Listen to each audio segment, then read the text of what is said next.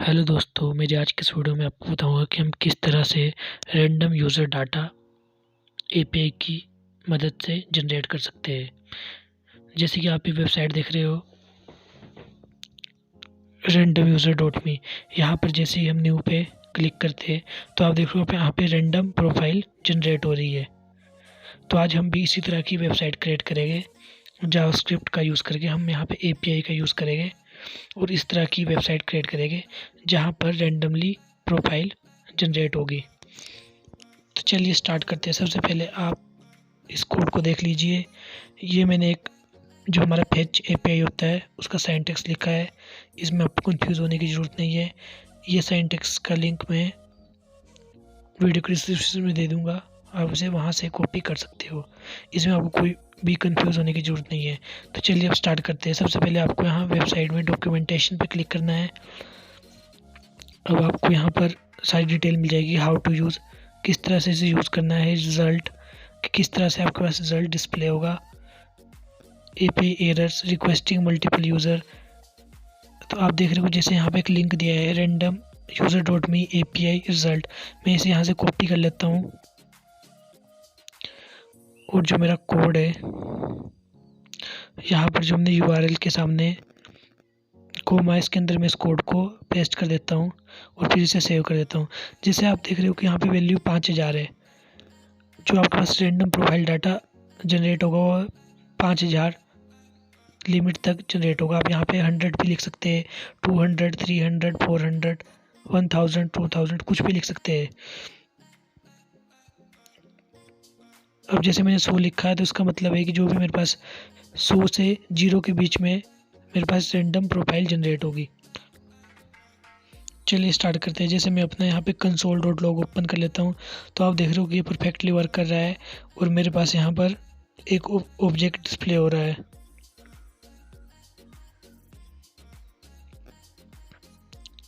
तो आप देख रहे हो कि परफेक्टली वर्क कर रहा है। जैसे हम इस एरे पे क्लिक करते हैं तो आप देख रहे हो कि मेरे पास इसके अंदर ऑब्जेक्ट शो हो रहे हैं, 0 ऑब्जेक्ट, 1 ऑब्जेक्ट, ऐसे ऐसे आपके पास यहाँ पे हर तरह से ऑब्जेक्ट डिस्प्ले हो रहे हैं। जैसे मैं इसे थोड़ा नीचे करके बताता हूँ तो आप देख रहे हो कि यहाँ पे 0, 1, 2, 3, यहाँ जैसे आपके पास यहाँ एरे में 100 लिखा है तो आपके पास यहाँ पे 0 से लेकर 99 तक ऑब्जेक्ट डिस्प्ले हो गए। तो आप इनके अंदर से किसी भी तरह के डाटा पैरामीटर को फैच कर सकते हैं। तो चलिए स्टार्ट करते हैं। मैं सबसे पहले यहाँ पे जो हमारा रिज़ल्ट लिखा है हम इसे यहाँ से कॉपी कर लेते हैं और अपने कोड में चलते हैं। अब हम सबसे पहले यहाँ पे एक वेरिएबल क्रिएट करेंगे वार, और यहाँ पे आप देख रहे हो सबसे पहले हमें जेंडर, जो हमारा ऑब्जेक्ट है इसके अंदर हमारे पास जेंडर, सबसे ऊपर जेंडर है, हम जेंडर को फैच करेंगे। तो हम यहाँ पे लिखे gender equal to data dot results. आप सोच रहे हो कि हमने यहाँ पे रिजल्ट्स क्यों लिखा, क्योंकि आप देख सकते हो कि जो हमारा एरे के आगे हमने रिजल्ट्स यहाँ पे लिखा है तो हमें वैसे ही लिखना है। अब आप यहाँ पे 1, 2, 3, 4, 5 कोई भी वैल्यू एंटर कर सकते हो। जैसे मैं यहाँ पे 1 एंटर कर देता हूँ डॉट जेंडर। अब मैं इसे आपको सबसे पहले कंसोल डॉट लॉग में डिस्प्ले करवा के दिखा देता हूँ। जैसे मैं इसे कंसोल डॉट लॉग करवाता हूँ, इसे यहाँ पे जेंडर लिख देता हूँ और अब मैं इसे आपको ब्राउज़र में रन करता हूँ तो आप देख रहे हो कि मेरे पास यहाँ पे जेंडर डिस्प्ले हो रहा है मेल। आप यहाँ पे इसे देख सकते हो। मैं जितनी बार इसे रिफ्रेश करूँगा ये हर बार चेंज होता जाएगा। जैसे मैं इसे रिफ्रेश कर रहा हूँ तो आप देख रहे हो कि मेरे पास फीमेल आ गया।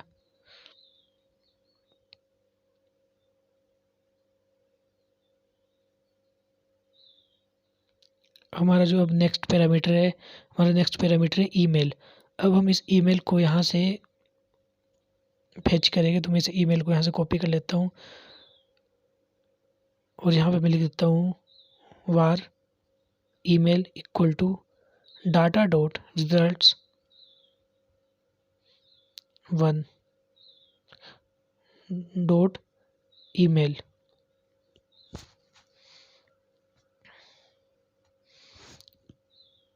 मैं आपको यहाँ पे एक दूसरा वेरिएबल जो हमारा आप देख रहे हो कि हमारे पास यहाँ पर फ़ोन नंबर है, मैं इसे यहाँ से कॉपी करता हूँ, यहाँ पे पेस्ट करता हूँ और यहाँ पे लिखता हूँ data dot results 1 dot phone.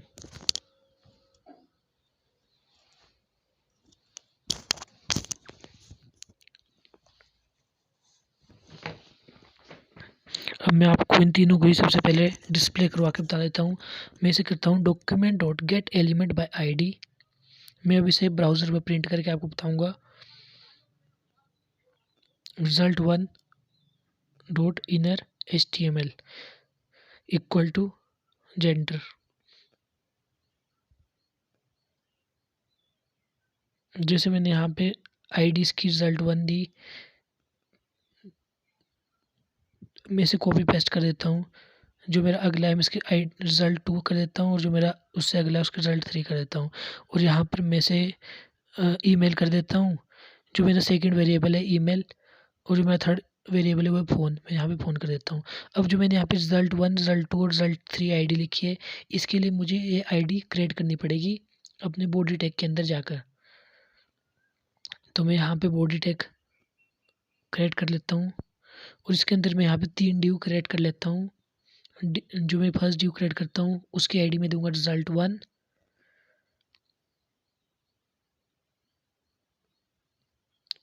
और जो मैं सेकंड ड्यू क्रिएट करूँगा उसका मैं दूंगा रिजल्ट 2 रिजल्ट 3। मैं इसे यहीं से कॉपी पेस्ट करके आपको जल्दी जल्दी बताता हूँ। मैं इसे कॉपी पेस्ट करता हूँ। अब मैं यहाँ पे रिजल्ट 2 कर देता हूँ और अब मैं यहाँ पे रिजल्ट 3 कर देता हूँ। अब मैं कोड को सेव कर देता हूँ और आपको इसे ब्राउज़र में रन करके बताता हूँ कि कितना परफेक्टली वर्क कर रहा है।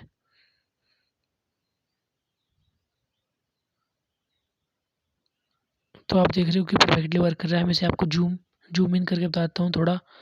तो आप देख रहे हो कि जैसे ही मैं यहाँ पर इसे रिफ्रेश करता हूँ तो आप देख रहे हो कि मेरे पास हर बार random profile data, random gender, random email और रैंडम फ़ोन नंबर यहाँ पे मेरे पास डिस्प्ले हो रहा है। तो आपने देखा कि कितना इजी है हमें random user profile data generate करना API के द्वारा। तो आप देख रहे हो कि मैं जितनी बार यहाँ पे रिफ्रेश कर रहा हूँ मेरे पास हर बार डिफरेंट डाटा यहाँ पे जनरेट हो रहा है। तो यहाँ पर बाकी भी बहुत से पैरामीटर हैं जिन्हें हम फैच करवा सकते हैं। तो चलिए जैसे मैं आपको इसे ओपन करके बताता हूँ।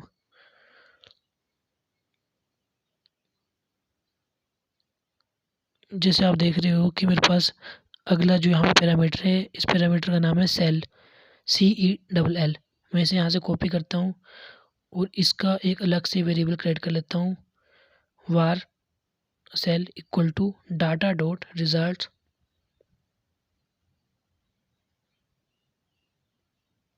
Dot cell. अब मैं इसके लिए एक अलग से यहाँ पे document dot get element by ID बना देता हूँ। मैं इसकी आईडी रिजल्ट 4 देता हूँ और इसे मैं यहाँ पर सेल लिख देता हूँ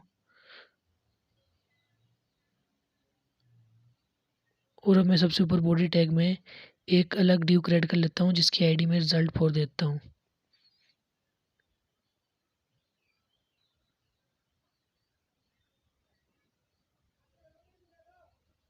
अब जैसे मैं रिफ्रेश करता हूँ तो आप देख रहे हो कि मेरे पास डिफरेंट डाटा जनरेट होता है। Email ID, gender, phone number, cell, सारा डाटा डिफरेंटली यहाँ पर मेरे पास डिस्प्ले हो रहा है। अब यहाँ पर बाकी भी बहुत से पैरामीटर हैं जिन्हें आप यहाँ पे फैच करवा सकते हैं।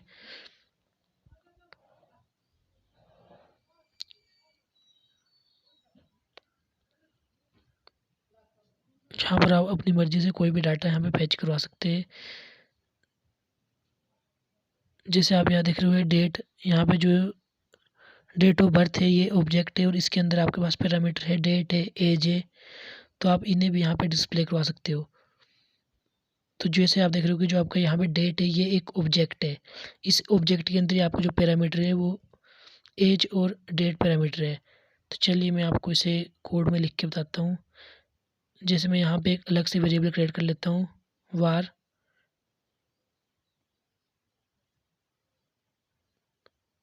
डाटा डॉट रिजल्ट्स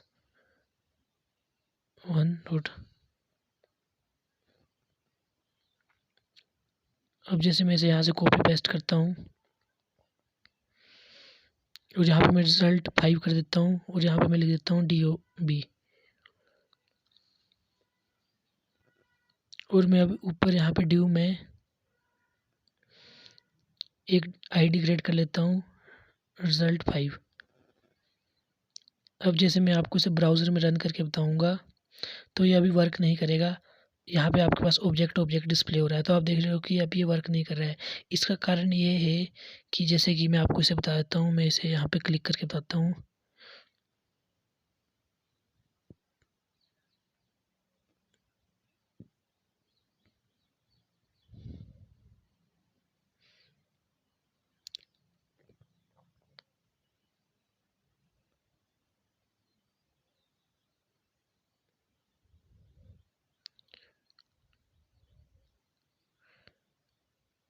जैसे कि आप यहाँ पे देख रहे हो, जो आपके पास यहाँ पर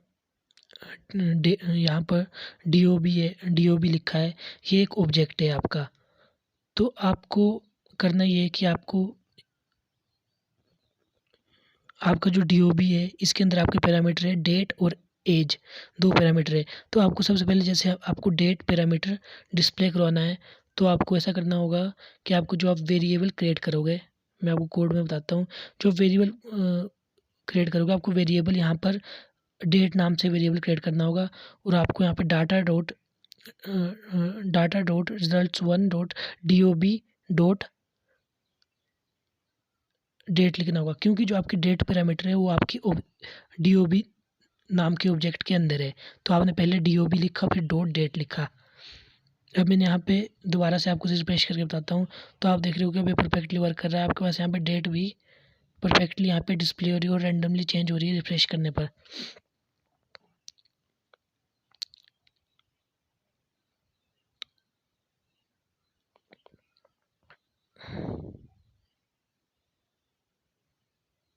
अब आप देखोगे यहाँ पे कि जो हमारा डेट, जो हमारा यहाँ पे DOB ऑब्जेक्ट है उसके अंदर हमारा एक पैरामीटर डेट है जिसे हमने डिस्प्ले करवा लिया, और जो हमारा दूसरा पैरामीटर है वो है एज। तो हम अपने एज पैरामीटर को अब डिस्प्ले करवाएंगे। तो इसे डिस्प्ले करवाने के लिए हमें सिंपली ये करना है कि हमें जो हमारा कोड है, हम अपने कोड के अंदर जाएंगे और एक अलग से वेरिएबल क्रिएट कर लेंगे। जैसे हम यहाँ पे एक वेरिएबल क्रिएट कर लेते हैं वार, हम यहाँ पे एज नाम से वेरिएबल क्रिएट करेंगे, data dot result 1 dot DOB dot date. अब आप सोच रहे हो कि हमने यहाँ पे DOB क्यों लिखा। हमने यहाँ पे DOB फिर लिख रहे हैं, जो हमारा ऑब्जेक्ट है वो DOB नाम से है और उसी ऑब्जेक्ट के अंदर हमारा जो एज पैरामीटर है वो इस DOB ऑब्जेक्ट के अंदर है, तो इसलिए हमने यहाँ पे DOB डॉट एज लिखा। तो आप समझ सकते हो कि जो हमारा DOB ऑब्जेक्ट है इसी के अंदर हमारा जो एड्रेस, जो हमारा डेट है और एज है, ये दोनों पैरामीटर इसी ऑब्जेक्ट के अंदर है।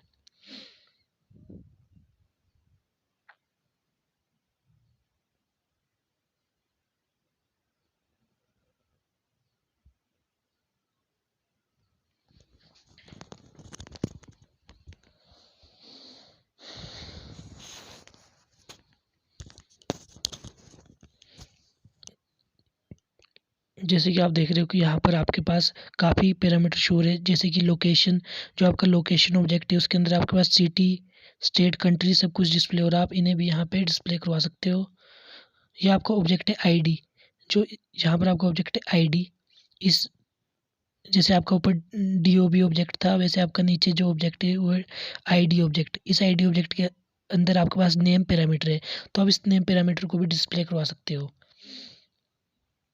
इस नेम पैरामीटर को डिस्प्ले करवाने के लिए आपको सेम प्रोसेस करना पड़ेगा। आपको यहाँ पे वार नेम, वार ID नाम से, नहीं आप नहीं, जैसे कि यहाँ पे मैंने थोड़ी गलती कर दी।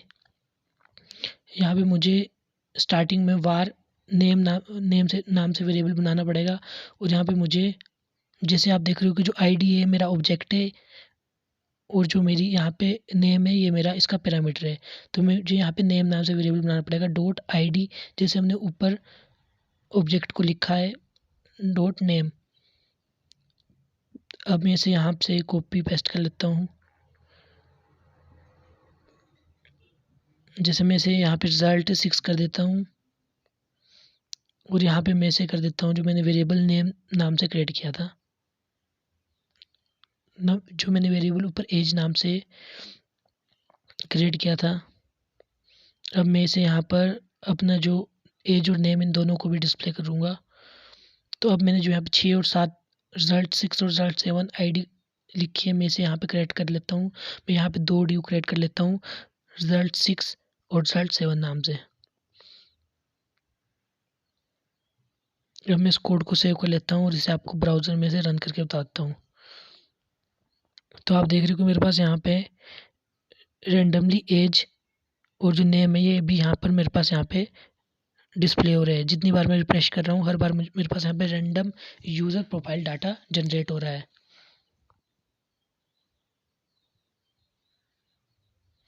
चलिए मैं यहाँ पे लिख देता हूँ आगे कुछ हेडिंग जिससे हमें देखने में थोड़ा ये अच्छा लगेगा। मैं यहाँ पे लिखता हूँ जेंडर प्लस। अब मैं इसे कॉपी पेस्ट कर देता हूँ जल्दी जल्दी और मुझे फिर इसमें थोड़ी सी एडिटिंग करनी है। मैं इसे यहाँ पे भी पेस्ट कर देता हूँ, यहाँ पर भी पेस्ट कर देता हूँ।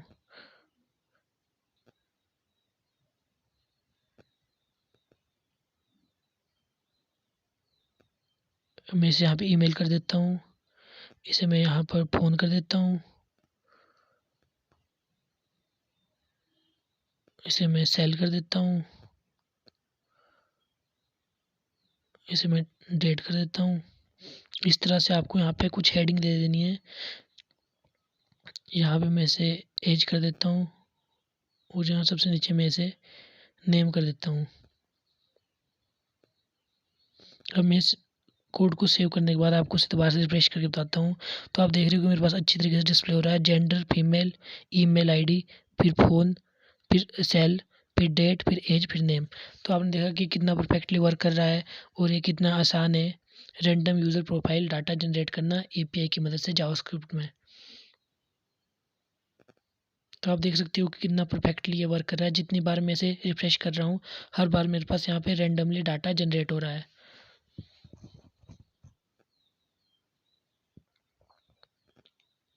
आप देख सकते हो कि जितनी बार मैं इसे रिफ्रेश करूँगा हर बार मेरे पास यहाँ पे डिफरेंट डाटा जनरेट हो रहा है।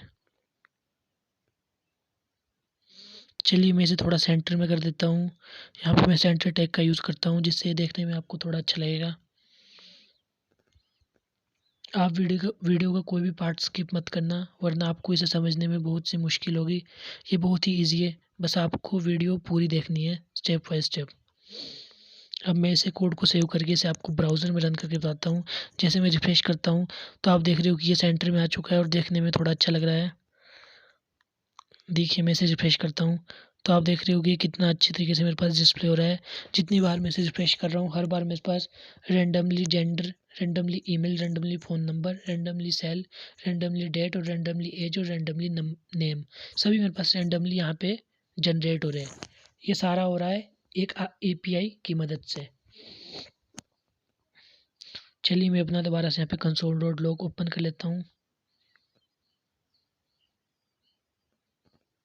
यहाँ पर आप देख रहे हो जैसे मैं इसके ऊपर क्लिक करता हूँ तो यहाँ पे आप देख रहे हो जो मैं इसे एरे पे क्लिक करता हूँ,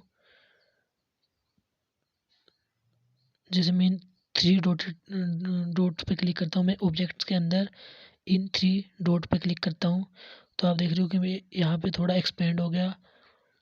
यहाँ पर मेरे पास डेट ऑफ बर्थ ऑब्जेक्ट आ रहा है, आईडी ऑब्जेक्ट आ रहा है, यहाँ मेरे पास नीचे लोकेशन ऑब्जेक्ट आ रहा है।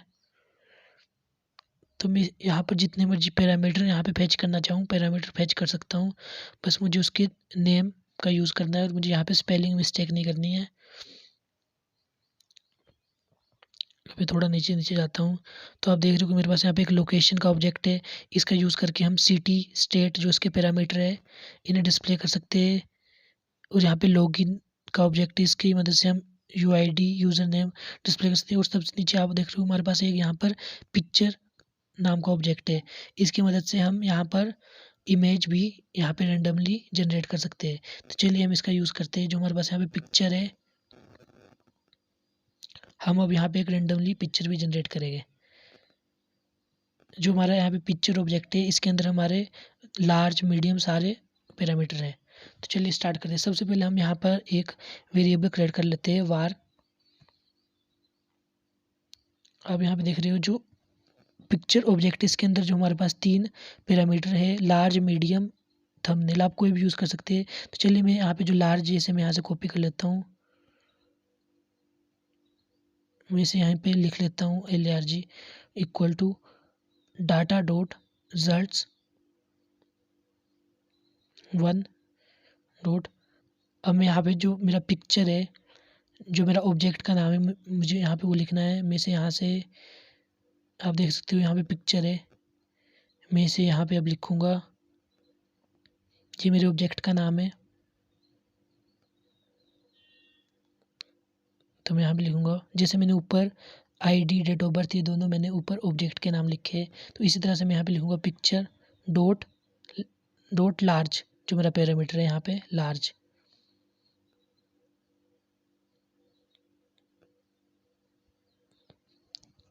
जैसे जिस नाम से मैंने वेरिएबल क्रिएट किया है। अब मुझे इसे डिस्प्ले करवाना है, प्रिंट करवाना है, तो मैं इसे यहाँ पर नीचे इसे मैं यहाँ से कॉपी पेस्ट कर लेता हूँ जल्दी जल्दी आपको बताने के लिए। अब मैं इसे कर देता हूँ रिजल्ट 8 कर देता हूँ, और यहाँ पे मैं सिंपली लिख देता हूँ लार्ज, जो मैंने लार्ज नाम से वेरिएबल क्रिएट किया है ऊपर।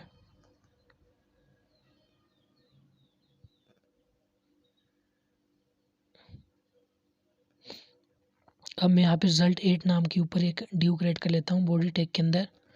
मैं इसे ही कॉपी पेस्ट कर देता हूँ, और मैं इसका नाम रिजल्ट 7 की जगह रिजल्ट 8 कर देता हूँ। अब मैं इस कोड को सेव करके आपको ब्राउज़र में से रिफ्रेश करके बताता हूँ। तो आप देख रहे हो कि जैसे मैं इसे रिफ्रेश करता हूँ तो आप देख रहे हो मेरे पास इस इमेज का जो URL है वो मेरे पास यहाँ पे डिस्प्ले हो रहा है। मैं जितनी बार रिफ्रेश कर रहा हूँ मेरे पास हर बार यहाँ पे डिफरेंट URL डिस्प्ले हो रहा है इमेज का। मैं आपको एक बात बताना चाहता हूँ कि अगर हमें कभी भी इमेज डिस्प्ले करवानी हो तो हम इमेज को डायरेक्टली, जैसे हमने जेंडर, ईमेल, बाकी के पैरामीटर डिस्प्ले करवाए, हम इन्हें उस तरह से डिस्प्ले नहीं करवा सकते। हमें सिंपली करना ही होता है कि हमें यहाँ पर एक अलग से वेरिएबल क्रिएट करना होगा। जैसे हम यहाँ पे अलग से वेरिएबल क्रिएट करेंगे, मैं यहाँ पे img नाम से वेरिएबल क्रिएट कर लेता हूँ। अब हमें करना ये होता है कि जो हमें यहाँ पे एक इमेज टैग बनाना होता है, इमेज सोर्स, जो हमारा इमेज का टैग होता है, और इसके अंदर से हमें जो हमने ऊपर लार्ज वेरिएबल क्रिएट किया है हमें इसके अंदर से इसे पास करवाना होता है। तो मैं इसे यहाँ पे लिख देता हूँ large plus double comma single comma, और अब इसे यहाँ से क्लोज कर देता हूँ, और लास्ट में से कोमा, डबल कोमा और सेमी कोलम। अब जो मैंने यहाँ पे वेरिएबल इमेज बनाया था, अब मैं इस इमेज को प्रिंट करवाऊँगा, इस img वेरिएबल को। तो मुझे यहाँ पे नीचे जो मैंने रिजल्ट 8 लिखा, आईडी लिखी है, मैं इसके सामने से लार्ज की जगह img को प्रिंट कराऊंगा। तो मैं यहाँ पे img लिख दूंगा। अब मैं इस कोड को सेव कर दूंगा और आपको इसे दोबारा से रिफ्रेश करके बताता हूँ। तो आप देख रहे हो मेरे पास यहाँ पे रेंडमली इमेज जनरेट हो रही है। मैं जितनी बार इमेज को यहाँ इसे रिफ्रेश कर रहा हूँ तो मेरे पास रेंडमली इमेज जनरेट हो रही है। आप एक बात नोट कर रहे होंगे कि जब भी यहाँ पे जेंडर फीमेल आता है तो हमारे पास यहाँ पे फीमेल की इमेज आती है, और जब भी हमारे पास मेल आता है तो हमारे पास यहाँ पे रेंडमली मेल की इमेज आती है। आप देख सकते हो कि ये फीमेल जेंडर है और फीमेल की इमेज आ रही है। अब जैसे मैं रिफ्रेश करता हूँ तो ये मेरे पास जेंडर मेल आया और मेल की इमेज आ रही है। तो आप देख सकते हो कि कितना ईजी है रेंडमली प्रोफाइल डाटा जनरेट कराना API की मदद से। तो आप देख सकते हो कि कितनी इंटरेस्टिंग वीडियो है और कितना इंटरेस्टिंग होता है API का यूज़ करके किसी भी तरह के डाटा को फेच करना। तो आपने देखा कि कितना इजीली हमें इसे, मैंने आपको डिस्प्ले करवाया रेंडमली डाटा।